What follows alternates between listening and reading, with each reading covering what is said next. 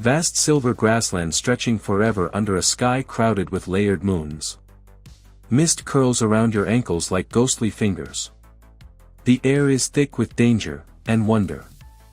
Yampan wakes the group before the moons fully shift. No time for sleep. They slip out of the jungle's edge into open wildland, acacia trees standing like silent skeleton guards, false banana leaves gleaming pale and waxy. Suddenly, Gulscap raises a hand. Everyone freezes. He whispers to Yampan in rapid Aymara, pointing at a patch of swaying grass. No sound, Yampan hisses to the kids. But why? Eden breathes. Antelope. Dajim squints. I don't see. Shoo. The men drop low, moving like shadows on wind. Dajim hesitates, then bolts after them. An arrow whistles.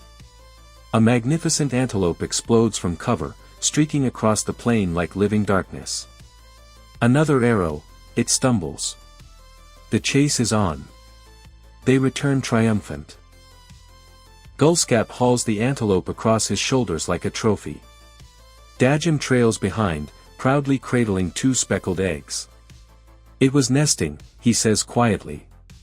Lydia says nothing. He looks away. He knows. But the sky has other plans. Clouds boil up from nowhere. A silver curtain of rain slams down ahead, then slides sideways and drenches them in seconds. Moments later, bone-dry ground behind them, as if the storm never existed. Does it always rain like this? Dajim asks. Yampan's voice is flat. The sky here does not commit. They slog through ankle-swallowing wetlands, then cracking dust, until exhaustion claws into their bones. Under one lone acacia, Gulscap builds a quick shelter of wide false banana leaves. Fire crackles. Meat sizzles. For one fragile hour, peace. Then, a scream rips the dusk apart. High. Raw. Desperate. Yampan's head snaps up. Another scream. He runs. Gulscap follows warily. The children scramble behind. They burst through the grass, and freeze.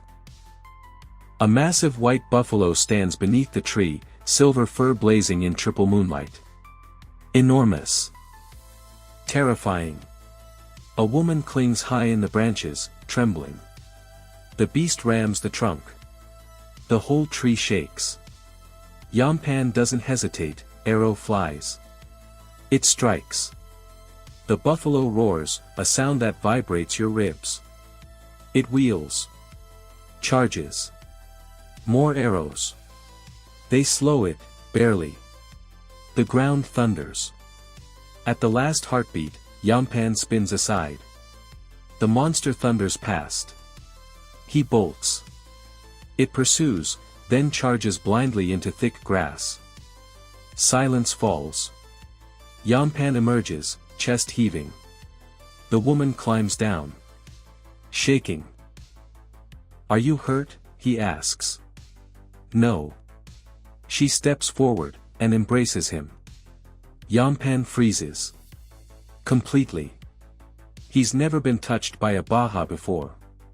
Her warmth is real. Close. Dangerous. Gulscap arrives, barks something sharp in Aymara. Yampan jerks back, brushing off dust like it's poison. I am Rakik, she says, voice steady now. Silver threads gleam in her braids. Gulscap begins a ritual, tapping Yampan's head, shoulders, feet, chanting low. Twigs tossed into the fire. A cleansing, Rakik explains calmly. Some believe spirits mix when Aymara touch Baja.